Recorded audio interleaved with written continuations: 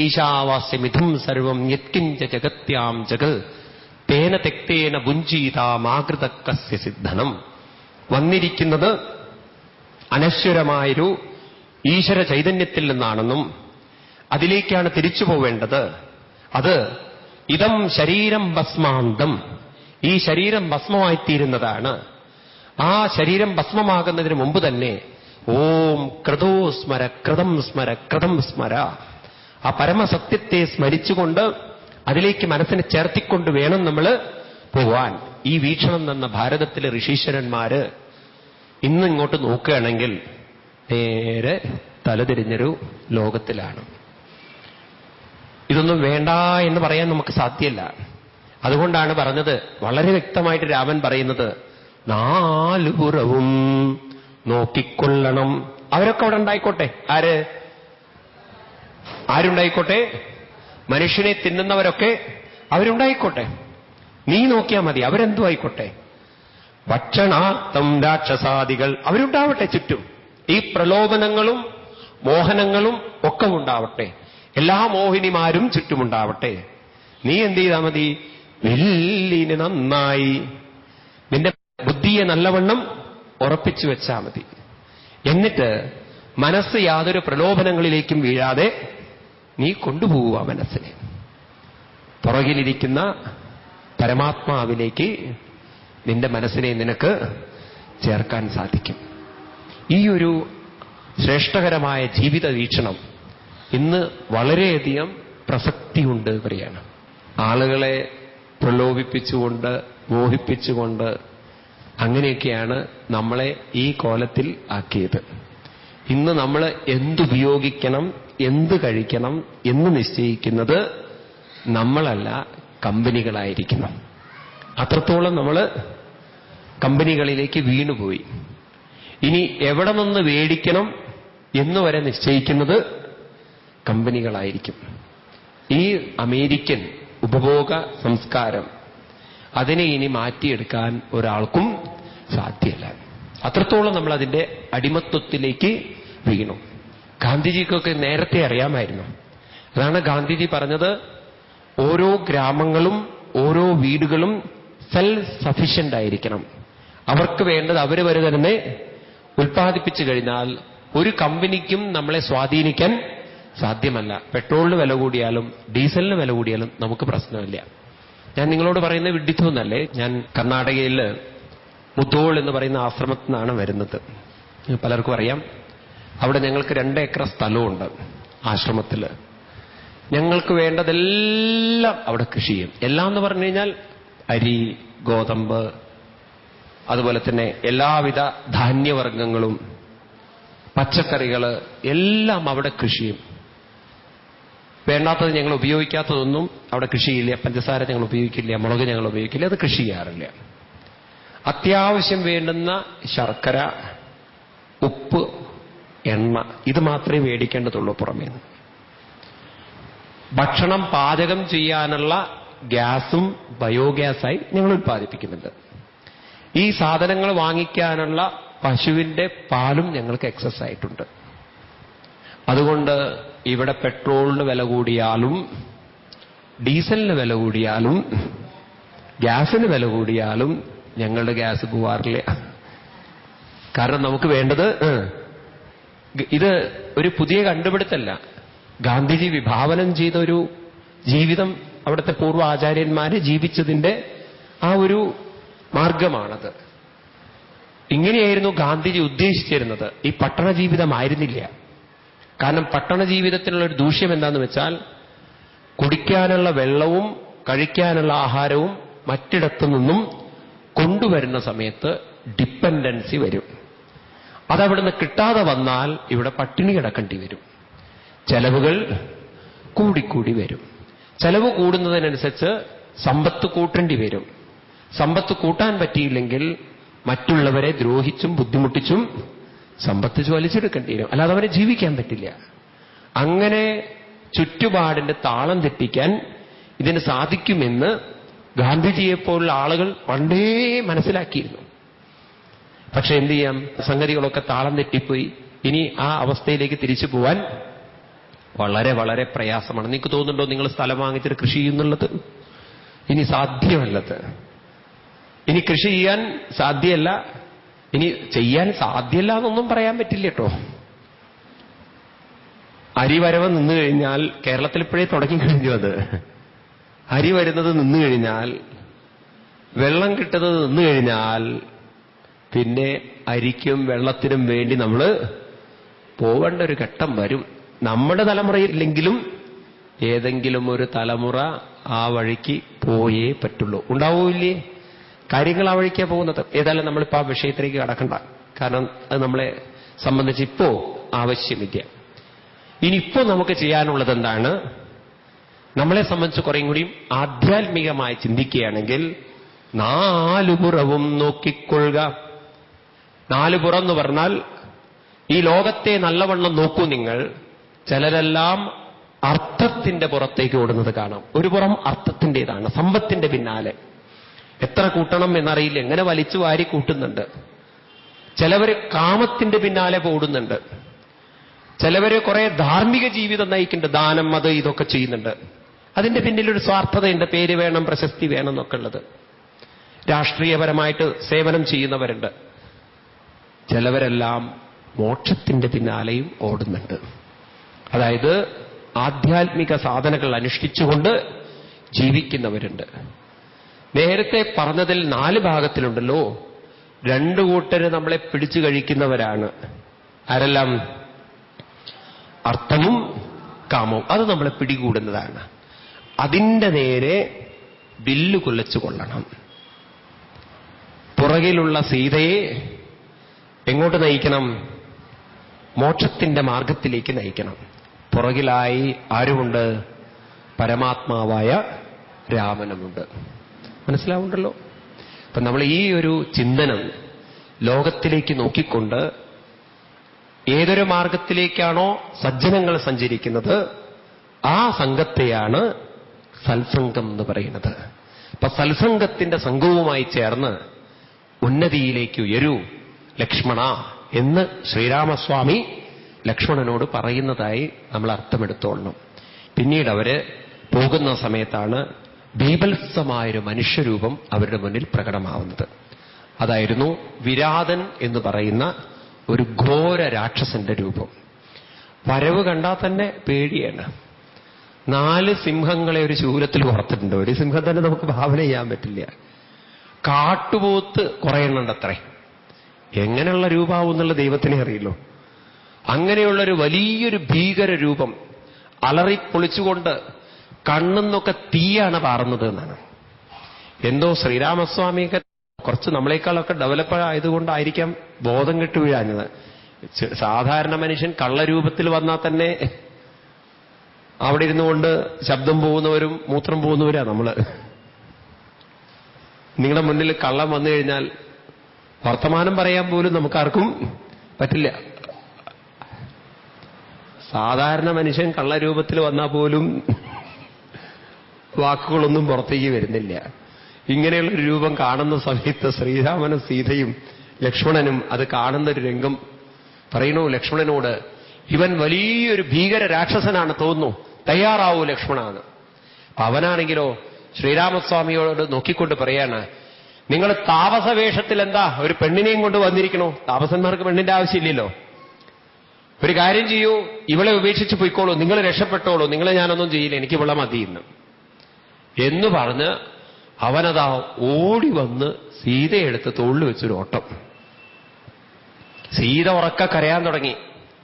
ശ്രീരാമസ്വാമി, വെക്കടാ, എന്റെ ഭാര്യ എവിടെ നിർത്തും, ഭാര്യയെ വെക്കൂന്ന്. അപ്പോഴേക്കും ലക്ഷ്മണൻ അമ്പ് ചെയ്യാൻ തുടങ്ങി. അവൻ പറഞ്ഞു, പൊട്ടന്മാരെ അമ്പ് ചെയ്തിട്ട് കാര്യമില്ല, എനിക്കൊരു വരം കിട്ടിയിട്ടുണ്ട്, എന്നെ അങ്ങനെയൊന്നും കൊല്ലാൻ സാധ്യല്ല എന്ന്. ഇനിയിപ്പോ എന്താ ചെയ്യുക? ശ്രീരാമസ്വാമി സീതയോട് പറഞ്ഞു, സീതയെ പേടിക്കണ്ട, നിന്നെ ഞാൻ രക്ഷിക്കാം എന്ന് ഉറക്കെ ശ്രീരാമസ്വാമി വിളിച്ചു പറയുന്നുണ്ട്. അവന്റെ മാറിലേക്കിട്ട് അമ്പ് ചെയ്തു. അവൻ ആ ദേഷ്യം കൊണ്ട് സീതയെ താഴെയിട്ടു. ഇവരെ രണ്ടുപേരെയും കടന്നു പിടിച്ചു. എന്നിട്ട് തന്റെ തോളിൽ വെച്ച് ഓടാൻ തുടങ്ങി. ഉടനെ തന്നെ ശ്രീരാമസ്വാമി പറഞ്ഞു, ലക്ഷ്മണ എപ്പ വെട്ടണ്ട, കുറച്ചു ദൂരം ഓടിക്കോട്ടെ, കാരണം ഈ വഴിക്കാണ് നമുക്ക് പോവേണ്ടത് എന്ന്. പോകുന്ന വഴിക്ക് കുറച്ചു ദൂരം ഏതായാലും നടന്നു പോവാതെ അവന്റെ ചെലവില് ഫ്രീ ആയിട്ട് പോവാന്ന്. അപ്പൊ ഉറക്ക വിളിച്ചു പറയാ, സീത പുറകിൽ ഞാനുണ്ട് എന്ന്. അവൻ എന്നെ കൊണ്ടുപോകണില്ലോ, നിങ്ങൾ രണ്ടുപേരല്ലേ കൊണ്ടുപോകുന്നത്. സീത ഉറക്ക വിളിച്ചു പറഞ്ഞു, ദേ എന്റെ ഭർത്താവിനെ രക്ഷിക്കൂ, ലക്ഷ്മണനെയും വിട്ടേക്കൂ, എന്നെ പിടിച്ചു തിന്നോളൂ നീ, അവരെ വിട്ടേക്കൂ എന്ന്. ശ്രീരാമസ്വാമി പറഞ്ഞു, ഇനി കാത്തിരിക്കണ്ട, പാവം സീത അവിടുന്ന് പേടിക്കും, വേറെ വല്ല രാക്ഷസന്മാരും വരും, വാളെടുക്കാൻ പറഞ്ഞു. അങ്ങനെ വാളുകൊണ്ട് രണ്ടുപേരും കൈകളെ വെട്ടി താഴ്ത്തിട്ടു. കൈ താഴ്ത്തി വീണതും അവന് ഭാവഭേദം വന്നു. ആ സമയത്ത് അവന്റെ ഉള്ളിൽ നിന്നും ഒരു ഗന്ധർവൻ പ്രകടമായിക്കൊണ്ട് പറഞ്ഞു, സ്വാമിൻ, ഞാൻ വിദ്യാധരൻ എന്ന് പറയുന്ന ഗന്ധർവനാണ്. ശാപത്താലാണ് ഞാൻ ഈ രൂപത്തിലായി കഴിഞ്ഞത്. ശ്രീരാമസ്വാമി സീതാദേവിയെയും കൊണ്ട് വരുമെന്നും ഇങ്ങനെ കൈക്ക് വെട്ടേൽക്കുമെന്നും അന്ന് പൂർവഭാവം സ്ഥാപിക്കുമെന്നും അന്നെനിക്ക് ശാപാനുഗ്രഹം തന്നിരുന്നു. അതുകൊണ്ട് സ്വാമി ഈ ഉള്ളവനെ അനുഗ്രഹിക്കണം എന്ന് പറഞ്ഞ് മുക്തി ഉണ്ടാവാൻ വേണ്ടി പ്രാർത്ഥിക്കുകയാണ്. ഇങ്ങനെയുള്ള കഥകളൊക്കെ രാമായണത്തിൽ നിങ്ങൾക്ക് ആശ്ചര്യകരമായിട്ട് തോന്നാം. കാമലമ്പടന്മാരായി സ്വാർത്ഥമതികളായി ജീവിക്കുന്നവര് ജീവിതത്തിന്റെ വേദനകളാണ് പലപ്പോഴും അവരെ ശരിയായ ജീവിതം എന്തെന്ന് ചിന്തിക്കാൻ പ്രേരിപ്പിക്കുക. വീഴ്ചകളിൽ ചിലവര് തിരിയും. ചിലവര് തിരിയുന്നത് ആത്മീയ ലോകത്തിലേക്കാവും, ചിലവര് തിരിയുന്നത് മദ്യത്തിന്റെയും വേണ്ടാത്ത മാർഗത്തിലേക്കുമാവും. ഇപ്പൊ വീഴ്ചകളിലൊക്കെ എങ്ങോട്ട് തിരിയണം? ആത്മീയതയിലേക്ക് തിരിയുകയാണെങ്കിൽ രക്ഷപ്പെടാനുള്ള മാർഗം അപ്പോഴുമുണ്ട്. ഭാരതത്തിലെ ഋഷീശ്വരന്മാര് വലിയൊരു മഹാത്മാക്കളായിരുന്നു. ബ്രാഹ്മണരായി ജനിച്ചാൽ മാത്രമല്ല വേദത്തിന് അധികാരം. ഇവിടെ രാക്ഷസവംശത്തിൽ ജനിച്ചവർക്ക് പോലും ഏത് വിഭാഗത്തിൽ എങ്ങനെയായിട്ട് ജനിച്ചവർ, സ്ത്രീയാണെങ്കിൽ പോലും, ഈ അരണ്യകണ്ഠത്തിലെ കഥ ശബരീദേവിയുടെ കഥയാണ്. ഒരു കാട്ടുജാതിയിൽ ജനിച്ചവളാണെങ്കിൽ പോലും സജ്ജനങ്ങളുടെ മാർഗത്തിലേക്ക് തിരിഞ്ഞാൽ, ഭക്തിയുടെ മാർഗത്തിലേക്ക് തിരിഞ്ഞാൽ ഉയരാനുള്ള സാധ്യതകൾ എപ്പോഴും ഉണ്ട് എന്നാണ്. ഈ ഒരു വിശാല മനസ്സ് നമ്മുടെ ഋഷീശ്വരന്മാർക്ക് ഉള്ളത് വേദത്തിൽ പറഞ്ഞു വെച്ചത് ഭാരതത്തിൽ ഒരുപക്ഷെ നഷ്ടപ്പെട്ടു പോയതുകൊണ്ടായിരിക്കാം ഇങ്ങനെയൊക്കെയുള്ള വിരാതന്മാരെ രാമായണത്തിലേക്ക് കൊണ്ടുവന്നിരിക്കുന്നത്. മനസ്സിലായില്ലേ? ഇതൊരു കഥയാക്കി എടുക്കുന്നതിന് പകരം നമ്മൾ കാണേണ്ടത് ഭാരതത്തിൽ എല്ലാവർക്കും ഈശാവാസ്യമിതം സർവം, എല്ലാവരിലും ഈശ്വരൻ വസിക്കുന്നുണ്ടെങ്കിൽ എല്ലാവർക്കും ഈശ്വരനിലേക്ക് ഉയരാനുള്ള യോഗ്യതയുണ്ട്, അർഹതയുണ്ട്. അതുകൊണ്ട് രാക്ഷസനായിട്ട് ജനിച്ചാൽ പോലും അതിനുള്ള യോഗ്യതയുണ്ട്. വേണ്ടതെന്താണ്? സജ്ജനങ്ങളുമായി ഒരു സമ്പർക്കമുണ്ടാവണം, ഒരു രാമനുമായി സമ്പർക്കമുണ്ടാവണം. അങ്ങനെയാണെങ്കിൽ ഒരു രാക്ഷസൻ വീണ്ടും വിദ്യാധരനായി, വിദ്യാധരൻ എന്ന് പറഞ്ഞാൽ വിദ്യയെ ധരിക്കുന്നവനാരോ അവൻ വിദ്യാധരൻ, വീണ്ടും അറിവിനെ ധരിച്ച് മുക്തിമാർഗത്തിലേക്ക് ഉയരാൻ അവന് യോഗ്യതയുണ്ട് എന്ന് പറയുന്നതായിരിക്കും കൂടുതൽ ശരിയെന്ന് പറയുന്നു, അല്ലേ? അല്ലാതെ ഇങ്ങനത്തെ ഭീകരമായ രാക്ഷസന്മാരുടെ ഇടയിൽ രാമൻ ലക്ഷ്മണന്മാരും അവരെ വെട്ടി എന്നൊക്കെ പറയുമ്പം ഈ കഥകളൊക്കെ നമുക്ക് പൂർണ്ണമായിട്ടൊന്നും ഉൾക്കൊള്ളാൻ പറ്റില്ല. എന്നെ സംബന്ധിച്ച് പറ്റില്ല. കാരണം ഒരാളെ വെട്ടുന്നു, അയാൾ വിദ്യാധരനാവുന്നു എന്നൊക്കെ പറയുമ്പോൾ അത് കുറെയൊക്കെ പൊടുപ്പും തൊങ്ങലുകളും വെച്ചതായിരിക്കാം. ഈ കഥ നിങ്ങൾ അങ്ങനെ ഇങ്ങോട്ട് സ്വീകരിച്ചു നോക്കൂ. 10 സിംഹങ്ങളൊക്കെയാണ് അവൻ കോർത്ത് വന്നിരിക്കുന്നത്. ഇതൊക്കെ അർത്ഥത്തോടുകൂടി പറയുമ്പം ഭോഗലാലസതയിൽ പെട്ടുകൊണ്ട് അതെല്ലാം കോർത്ത് കാണാറുണ്ടല്ലോ. ഹോട്ടലുകളിലൊക്കെ കമ്പിയിൽ കോർത്തിട്ട് 10 എണ്ണം 15 എണ്ണമൊക്കെ. അങ്ങനെ ഭോഗലാലസതയിൽ മനുഷ്യൻ അതിൻ്റെയൊക്കെ പിന്നാലെ പോയി അങ്ങനെ അത് തന്നെ ജീവിതമെന്ന് കരുതി ജീവിക്കുന്ന ആളുകള് ജീവിതത്തിൽ ട്രാജഡികൾ വരുമ്പോ, ദുഃഖങ്ങൾ വരുമ്പോ, കൈകൾ അറ്റുപോകുമ്പോ, താൻ പിടിച്ചു വെച്ചതെല്ലാം നഷ്ടപ്പെടുമ്പോ നല്ല സംഘം വന്നു കഴിഞ്ഞാൽ അപ്പോഴും അവന് മോക്ഷത്തിലേക്ക് ഉയരാനുള്ള പാത ഇവിടെ തുറന്നു വെച്ചിട്ടുണ്ട്. ഇവിടെ ആരും പതിതരല്ല. ഒരു വേശ്യയായിരിക്കുന്ന പിങ്കളയ്ക്ക് പോലും ആത്മീയമായ ഉന്നതി കൊടുത്ത മണ്ണാണ് ഭാരതത്തിലെ മണ്ണ് എന്ന് പറയുകയാണ്. ഇതാണ് രാമായണത്തിന്റെ വീക്ഷണം. ഇപ്രകാരം ആ വിരാതനെ അനുഗ്രഹിച്ചുകൊണ്ട് ശ്രീരാമസ്വാമി വീണ്ടും മുന്നോട്ട് പോവുകയാണ്.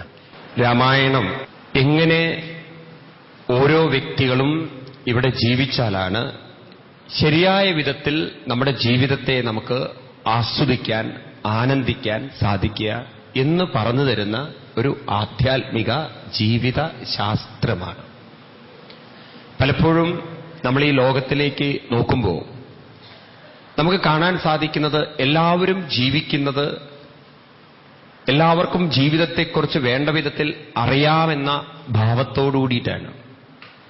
നമ്മളൊക്കെ സർവജ്ഞരാണ്, ഒന്നും അറിയാത്തവരായിട്ടില്ല.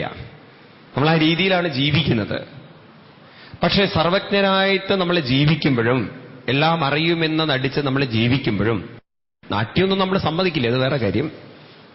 അങ്ങനെയൊരു ഭാവത്തിൽ നമ്മൾ ജീവിക്കുമ്പോഴും യഥാർത്ഥത്തിൽ നമ്മളൊക്കെ ജീവിതം ആസ്വദിക്കുന്നുണ്ടോ എന്ന് ചോദിച്ചാൽ, നമ്മൾ കാരണം മറ്റുള്ളവർ വേദന അനുഭവിക്കുന്നുണ്ടോ, മറ്റുള്ളവരുണ്ടാക്കുന്ന ബുദ്ധിമുട്ടുകളെ നമുക്ക് വളരെ ലൈറ്റായിട്ട് സാരമില്ലാതെ കാണാനും അതിനെ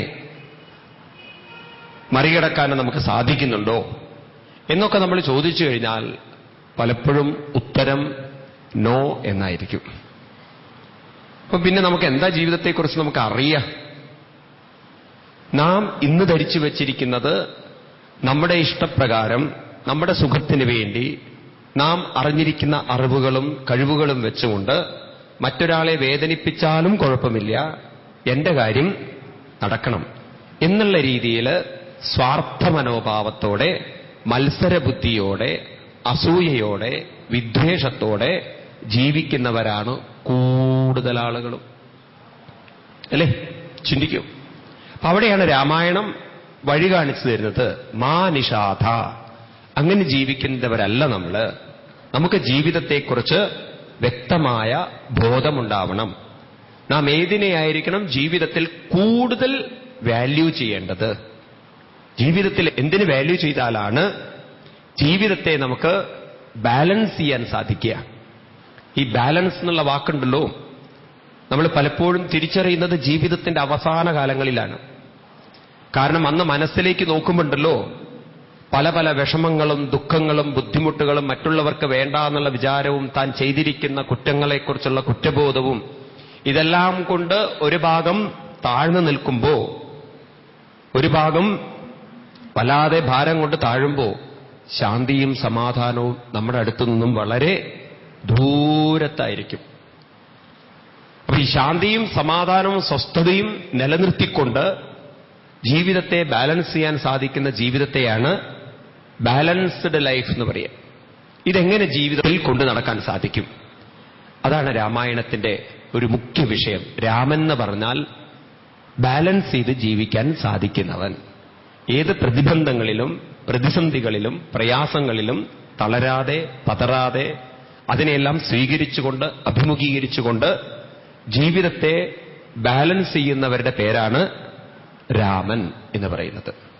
ഇപ്രകാരം നമുക്ക് രാമായണത്തിന്റെ കഥകളെ അവലോകനം ചെയ്യാൻ സാധിക്കണം. നമ്മൾ പറഞ്ഞു നിർത്തിയത് ക്രൂരരാക്ഷസനായ വിരാതനെ വധിച്ച് ശ്രീരാമസ്വാമിയും ലക്ഷ്മണനും അവിടെ നിന്ന് വീണ്ടും പോവുകയാണ്. സീതയോട് പറയാണ്, സീതേ, ഇത് വലിയ കാഠിന്യമുള്ള കാടാണ്, വളരെ വളരെ വളരെ രാക്ഷസന്മാര് തെരഞ്ഞെടുക്കുന്നുണ്ട്. അതുകൊണ്ട് നമുക്ക് കുറച്ച് മനോധൈര്യം ആർജിക്കേണ്ടതുണ്ട്. നമുക്ക് ഇവിടെ നിന്നും ശരഭംഗ മഹർഷിയുടെ ആശ്രമത്തിലേക്ക് പോവാം. ശ്രീരാമസ്വാമി സീതാ സമേതനായിട്ട് ലക്ഷ്മണനോടൊന്നിച്ച് ശരഭംഗ മഹർഷി തപസ് ചെയ്യുന്ന സ്ഥലത്തേക്ക് എത്തുകയാണ്.